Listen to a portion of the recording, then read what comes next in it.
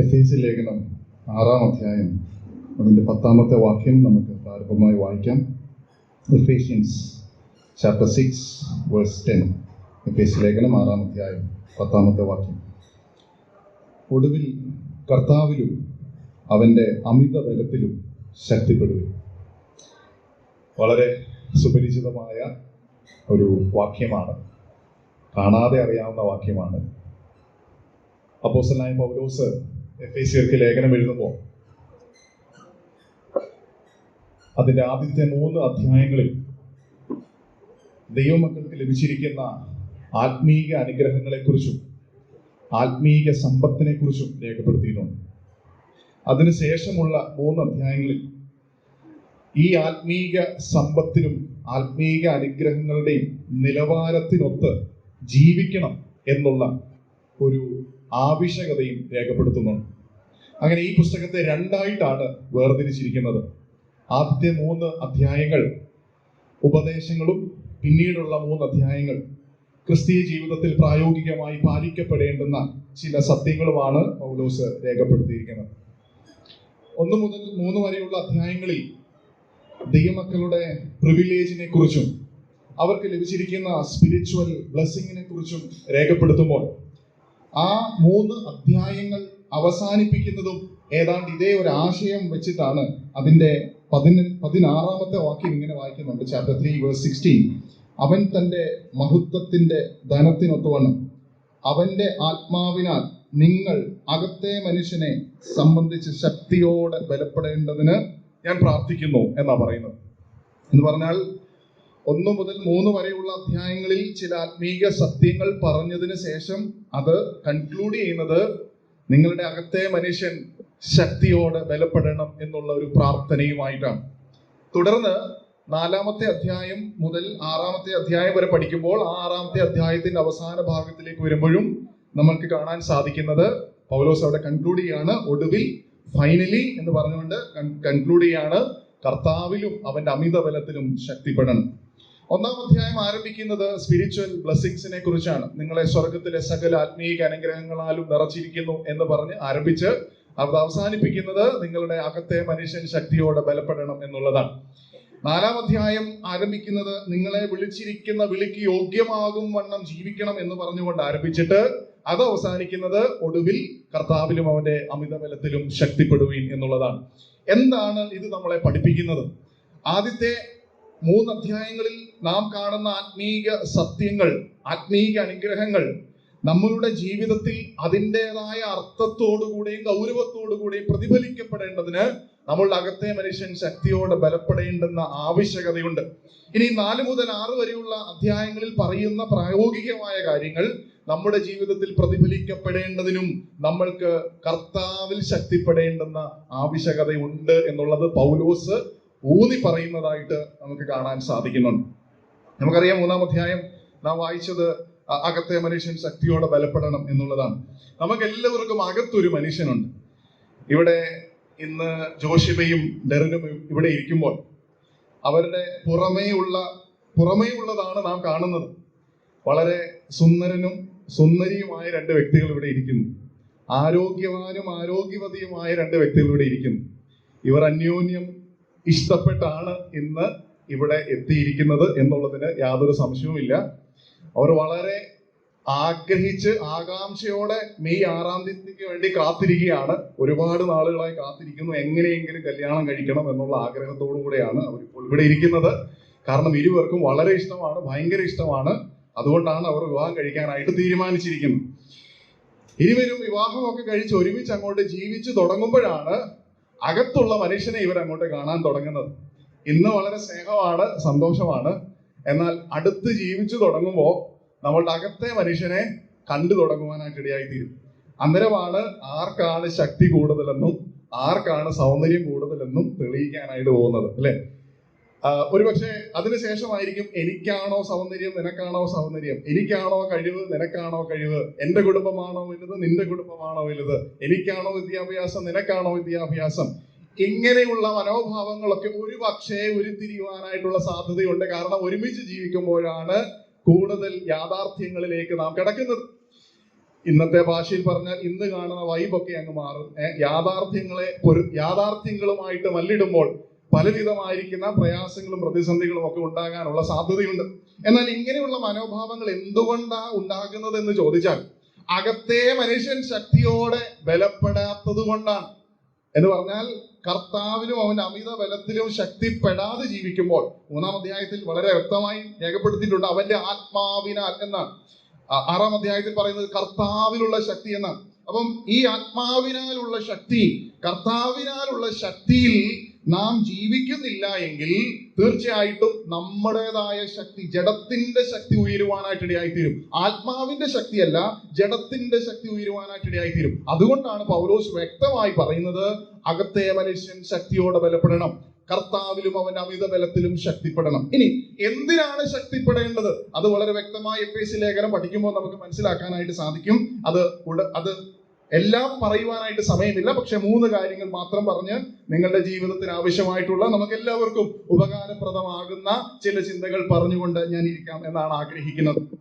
1, 4-ാമത്തെ അധ്യായം ആരംഭിക്കുന്നത് ഇങ്ങനെയാണ്: കർത്തൃസേവ നിമിത്തം ബദ്ധനായിരിക്കുന്ന ഞാൻ പ്രബോധിപ്പിക്കുന്നത്, നിങ്ങളെ വിളിച്ചിരിക്കുന്ന വിളിക്ക് യോഗ്യമാവണ്ണം എന്ന് പറഞ്ഞ് ചില ക്വാളിറ്റീസ് താഴെ പറയുന്നുണ്ട്. അങ്ങനെ ജീവിക്കണം എന്നാണ് പറയുന്നത്.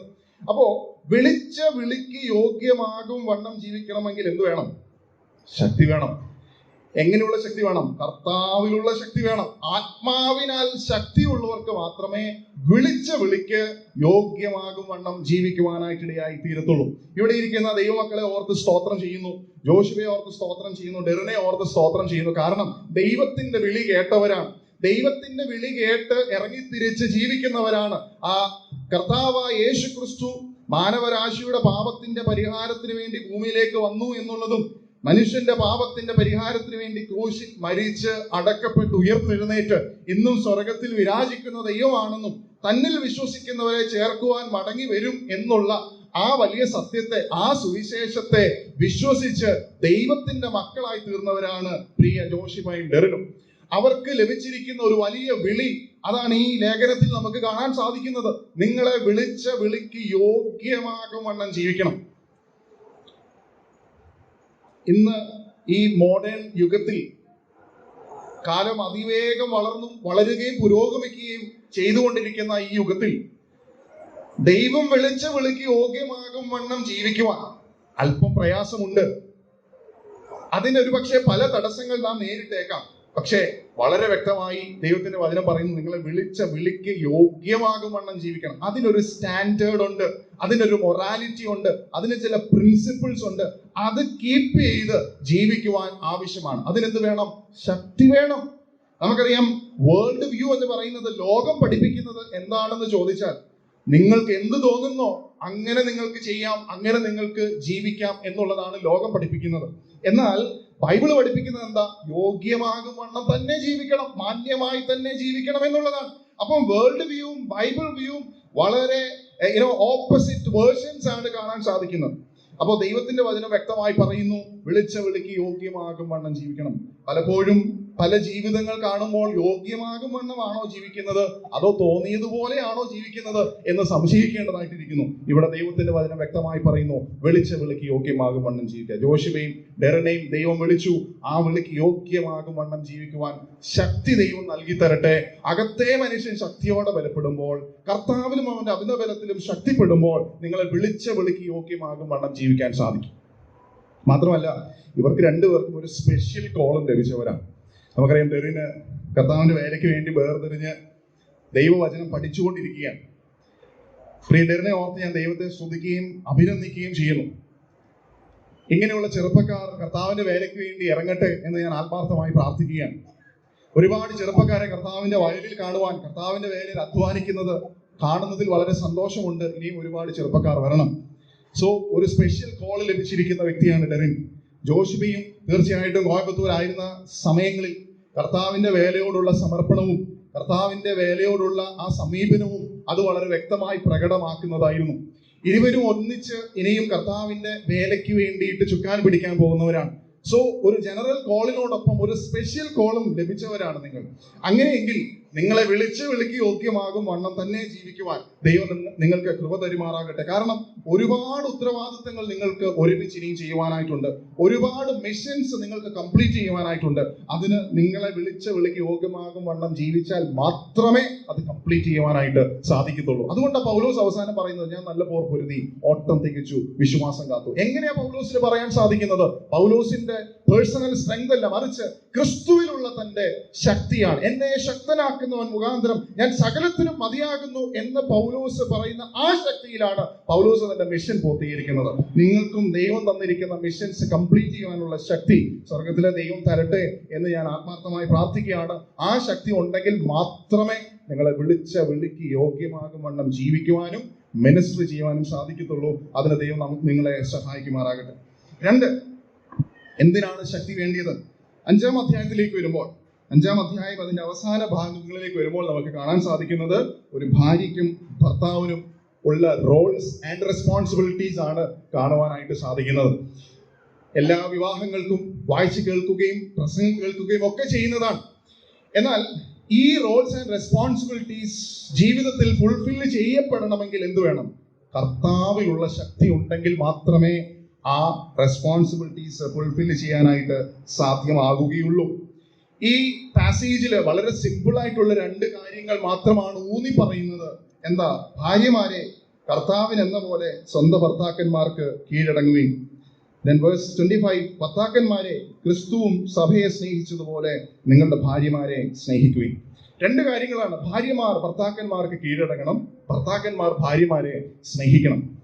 ഈ 2 കാര്യങ്ങൾ ഒരു കുടുംബത്തിൽ ഇല്ല എങ്കിൽ ആ കുടുംബം അവതാളത്തിലാകും. അവിടെ ഇത് രണ്ടും ബാലൻസ് ചെയ്ത് കൊണ്ടുപോകണമെങ്കിൽ എന്ത് വേണം? കർത്താവിലുള്ള ശക്തി വേണം. Derryn MTH പഠിച്ചുകൊണ്ടിരിക്കുന്നു. ജോഷിബ അതുപോലെ തന്നെ ക്വാളിഫൈഡ് ആളാണ്, വളരെ വിദ്യാസമ്പന്നരായിട്ടുള്ള ആൾക്കാർ തന്നെയാണ്. പക്ഷേ ഇവിടെ ദൈവത്തിന്റെ വചനത്തിൽ പറഞ്ഞിരിക്കുന്ന ഈ റോൾസ് ആൻഡ് റെസ്പോൺസിബിലിറ്റീസ് ഫുൾഫിൽ ചെയ്യണമെങ്കിൽ നമ്മുടെ ലോകത്തിലുള്ള ഒരു ക്വാളിഫിക്കേഷൻസ് കൊണ്ടും ചെയ്യാൻ സാധിക്കത്തില്ല.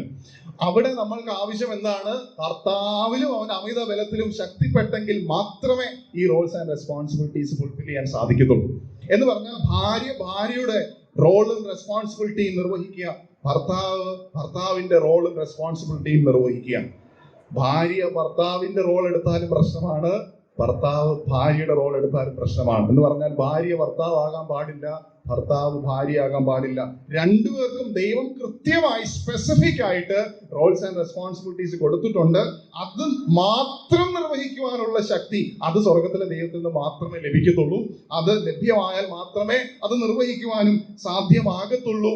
അതുകൊണ്ട് ആ ശക്തിയിൽ മുന്നോട്ട് പോകാനായിട്ട് ദൈവം നിങ്ങളെ സഹായിക്കുമാറാകട്ടെ. അതിന്റെ ആ പാസേജ് അവസാനിപ്പിക്കുന്നത് ഇങ്ങനെയാണ്: എന്നാൽ നിങ്ങളും അങ്ങനെ തന്നെ ഓരോരുത്തൻ താന്റെ ഭാര്യയെ തന്നെ പോലെ തന്നെ സ്നേഹിക്കണം, ഭാര്യയോ ഭർത്താവിനെ ഭയപ്പെടേണ്ടതാകുന്നു എന്നാണ്. അവിടെയും സ്നേഹവും ഭയവും, ഭയം ഇംഗ്ലീഷിൽ നാം നോക്കുമ്പോൾ ഒരു ബഹുമാന സൂചകമായ വാക്കാണ് കാണാൻ സാധിക്കുന്നത്. സോ സ്നേഹവും ബഹുമാനവും അന്യോന്യം പങ്കിടുവാൻ ദൈവിക ശക്തി ഉണ്ടെങ്കിൽ മാത്രമേ സാധിക്കത്തുള്ളൂ. ഈ ദൈവിക ശക്തി ഇല്ലെങ്കിൽ സ്നേഹവും ബഹുമാനവും അന്യം നിന്ന് പോകും. സ്നേഹവും ബഹുമാനവും മാറി നിന്ന് പോയി കഴിഞ്ഞാൽ കുടുംബത്തിന്റെ താളം തെറ്റും, അത് അവതാളമായി മാറും. ആ താളം അതിന്റെ താളത്തിൽ തന്നെ ഓരോ ദിവസവും മുന്നോട്ട് കൊണ്ടുപോകുവാൻ എന്താവശ്യമാണ്? ശക്തി ആവശ്യമാണ്. ഡെറിൻ ഇപ്പോൾ മനസ്സിൽ ആഗ്രഹിക്കുന്നുണ്ട്, ഡെറിൻ MTH ഫൈനൽ ഇയർ അല്ലേ, ജോഷിബ വന്നിട്ട് വേണം എൻ്റെ പഠിത്തമൊക്കെ കുറച്ചും കൂടെ ഉഷാറാക്കാൻ. അടുത്ത വർഷം തിസീസ് കംപ്ലീറ്റ് ചെയ്യാനുണ്ട്, അപ്പോൾ കുറച്ച് പണി ജോഷിബയെ ഏൽപ്പിക്കാം. ഇങ്ങനെയൊക്കെയുള്ള ആഗ്രഹമായിട്ടാണ് ഇരിക്കുന്നത്. പഠിത്തം കഴിഞ്ഞാൽ മിനിസ്ട്രി ഞങ്ങൾ രണ്ടുപേരും കൂടെ തകർക്കും, പൊളിക്കും എന്നൊക്കെയുള്ള ആഗ്രഹത്തോടു കൂടിയാണ് ഇപ്പം ഇരിക്കുന്നത്. പക്ഷെ ഞാൻ മുമ്പേ പറഞ്ഞതുപോലെ നമ്മൾ ഒരുമിച്ച് ജീവിക്കാൻ തുടങ്ങുമ്പോഴാണ് അകത്തെ മനുഷ്യൻ എഴുന്നേക്കാൻ തുടങ്ങുന്നത്. അകത്തെ മനുഷ്യന് ദൈവികമായ ശക്തി ഇല്ലെങ്കിൽ ജഡം ഉയരുവാനായിട്ടിടയായിത്തീരും. ജഡം ഉയരുമ്പോൾ ആ താളം തെറ്റുവാനായിട്ടിടയായിത്തീരും. സോ ഒരുമിച്ച് ജീവിക്കുവാനായിട്ട് നിങ്ങൾ തയ്യാറെടുക്കുന്ന ഈ സമയങ്ങളിൽ നിങ്ങൾക്ക് ഏറ്റവും അധികം ആവശ്യമായിട്ട് വേണ്ടത് എന്താണെന്നറിയാമോ? ദൈവിക ശക്തിയാണ്. B strengthened in Christ. ക്രിസ്തുവിൽ ശക്തിപ്പെടാനായിട്ട് ദൈവം നിങ്ങളെ സഹായിക്കുമാറാകട്ടെ. മൂന്നാമത്തെ കാര്യം അതും കൂടെ പറഞ്ഞ് ഞാൻ നിർത്താം. എഫേസ്യ ലേഖനം 2-ാം അധ്യായം അതിന്റെ 19-ാമത്തെ വാക്യം ഇങ്ങനെ വായിക്കുന്നത്: ആകയാൽ നിങ്ങൾ ഇനി അന്യന്മാരും പരദേശികളുമല്ല, വിശുദ്ധന്മാരുടെ സഹപൗരന്മാരും ദൈവത്തിന്റെ ഭവനക്കാരും അത്രേ. എഫേസ്യ ലേഖനം നമുക്ക് പഠിക്കുമ്പോൾ അറിയാം, എഫേസ്യ ലേഖനം ഉടനീളം നമ്മെ പഠിപ്പിക്കുന്നത് ഒരു ചർച്ച് ലൈഫിനെ കുറിച്ചാണ്, ഫോക്കസ് ചെയ്യുന്നത് ഒരു ചർച്ച് ലൈഫിനെ കുറിച്ചാണ്. അപ്പൊ ദൈവം നിങ്ങളെ ഒരു സഭയിലേക്ക് കൂട്ടിച്ചേർത്തിരിക്കുകയാണ് എന്ന് പറഞ്ഞാൽ നിങ്ങൾക്കൊരു സഭാ ജീവിതമുണ്ട്. ഈ സഭാ ജീവിതം വിശ്വസ്തയോടെ ജീവിക്കണമെങ്കിൽ അതിനും എന്താവശ്യമാണ്? ദൈവീക ശക്തി ആവശ്യമാണ്. നമുക്ക് നമ്മുടേതായ വഴിയിലൂടെ യാത്ര ചെയ്ത് പോകുവാൻ കഴിയത്തില്ല. നമ്മുടേതായിരിക്കുന്ന ഐഡിയോളജിയിലും മെത്തഡോളജിയിലും പോകുവാൻ സാധിക്കത്തില്ല. നാം ഒരു ചർച്ച് ബേസ്ഡ് ആയിട്ടുള്ള പേഴ്സണൽ ലൈഫും ഫാമിലി ലൈഫും മിഷൻ ലൈഫും നയിക്കേണ്ടി വരാം. സോ ഈ ചർച്ച് ലൈഫിലും നമ്മൾ എഫക്റ്റീവായിട്ട് മിനിസ്ട്രി ചെയ്യണമെങ്കിലും എഫക്റ്റീവായിട്ട് നാം ജീവിക്കണമെങ്കിലും സഭാ ജീവിതത്തിൽ എഫക്റ്റീവായി നാം ജീവിക്കണമെങ്കിൽ ദൈവിക ശക്തി നമുക്ക് വളരെ ആവശ്യമാണ്. അത്രയും പറഞ്ഞുകൊണ്ട് ഞാൻ ആ ഭാഗം അവസാനിപ്പിക്കുകയാണ്. സോ 3 കാര്യങ്ങളാണ് ഞാൻ പ്രധാനമായി പറഞ്ഞത്. To lead a personal Christian life you need strength in Christ. To lead a Christian family life, you need strength in Christ. And to lead a church life, effective church life, you need strength in Christ. ക്രിസ്തുവിലുള്ള ശക്തി ഉണ്ടെങ്കിൽ മാത്രമേ നിങ്ങൾക്ക് ഈ 3 വിശ്വസ്തയോടെ ചെയ്യുവാനായിട്ട് സാധിക്കത്തുള്ളൂ. ഇത് 3 balance ചെയ്ത് പോകേണ്ടതാണ്. അതിന് ദൈവം നിങ്ങൾക്ക് ശക്തി തരട്ടെ എന്ന് ഞാൻ ആത്മാർത്ഥമായിട്ട് പ്രാർത്ഥിക്കുകയാണ്. ഈ വാക്യം നാം വായിക്കുമ്പോൾ, അതായത് ഒടുവിൽ കർത്താവിലും അവന്റെ അമിതബലത്തിലും ശക്തിപ്പെടുവിൻ എന്ന് പറഞ്ഞാൽ നാം സ്വയമായി ശക്തിപ്പെടുകയല്ല, മറിച്ച് കർത്താവിൽ നിന്ന് ശക്തി പ്രാപിക്കുകയാണ്. ബി സ്ട്രെങ്തൻഡ് എന്നാണ് കറക്റ്റ് വേർഷൻ. എന്ന് പറഞ്ഞാൽ സ്വന്തമായി ശക്തി ആർജിച്ചെടുക്കുകയല്ല, മറിച്ച് മറ്റൊരു സോഴ്സിൽ നിന്നാണ് നമുക്ക് ശക്തി കിട്ടുന്നത്. ആ സോഴ്സ് എന്താണ്?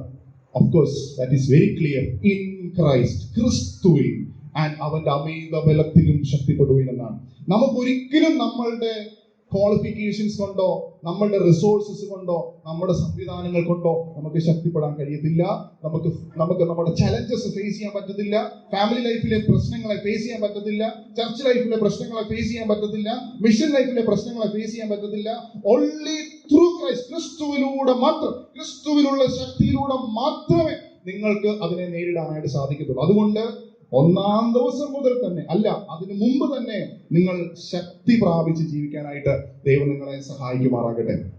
ഈ ശക്തിക്ക് ദൈവത്തിന്റെ വചനം പറയുന്ന മറ്റൊരു പേരാണ് കൃപ, ഗ്രേസ്.